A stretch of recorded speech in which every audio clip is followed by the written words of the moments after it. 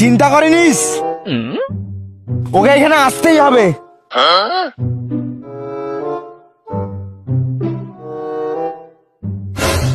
ছাগলটা গেল কোথা বলতো? কোথা গেল বলতো?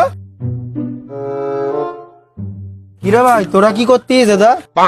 আর বলিনিস, কিছুদিন আগে বোম্বাই ভার্সেস কলকাতা নাইট খেলা হলো। টিভির ভিতরে শাহরুখ খান হো হো করতেছে, আর এইদিকে এসআরকে আমাদের জুতো নিয়ে গায়েব।